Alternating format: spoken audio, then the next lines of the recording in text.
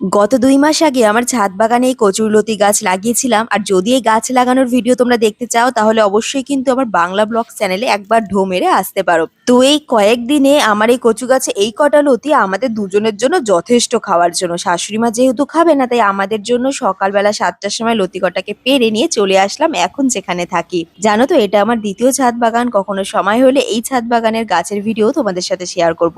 এরপরে রান্নাটা শুরু করার আগে তোমরা বলো তো কারা কারা কচুরলতি খেতে ভালোবাসো আর কারা কারা কিভাবে রান্না করে খেতে বেশি ভালোবাসো। আমি তো কচু জাতীয় যে কোনো জিনিস ভীষণ ভালোবাসি, তাই মনে এতটা ইন্টারেস্ট নিয়ে রান্নাটা শুরু করেছি, কিন্তু হয়ে গেছে মহা কেলেঙ্কারি। জানো তো লতিটা ছাড়িয়ে কাটতে কাটতে হঠাৎ করে আমার ২ হাত এতটাই চুলকানো শুরু করলো যে হাতের পুরো স্কিন গুলোতে লাল লাল ছোপ ছোপ হয়ে গেছে।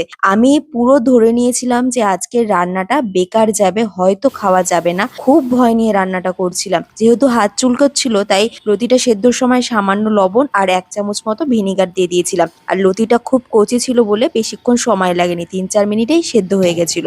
এরপরে একটা কড়াইতে সর্ষের তেল দিয়ে কালো জিরে ফোড়ন দেব, তাতেই সেদ্ধ করে রাখা লতিটা দিয়ে সামান্য হলুদ আর সামান্য লবণ দিয়ে ভাজা করব। ততক্ষণে চলো এই লতির জন্য একটা স্পেশাল মশলা বানিয়ে নেওয়া যাক। তার জন্য নিয়েছি ৪ চামচ মতো কালো সর্ষে, ঝাল প্রয়োজন মতো যতটা সেই কটা লঙ্কা দিয়েছি, সামান্য লবণ আর জল দিয়ে পেস্ট বানিয়ে নিয়েছি।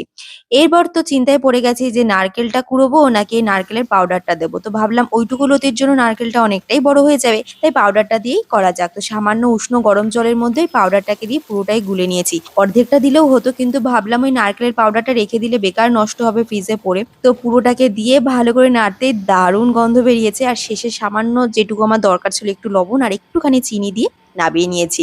এত ক্রিমি একটা টেক্সচার এসেছে না লতিটা, দেখতে তো আর গন্ধটা তো দারুণ, কিন্তু ভয় হচ্ছে খেয়ে যদি গলা ধরেছে তাহলে তো আমি শেষ। তো দেখা যাক ভাতের সাথে খেয়ে কেমন লাগে। আজকে লাঞ্চে ছিল আমার বরের বানানো চিকেন কষা, তার সাথে এই লতিটা। লতিটা ফার্স্টে ট্রাই করছি, ভীষণ ভয় লাগছে।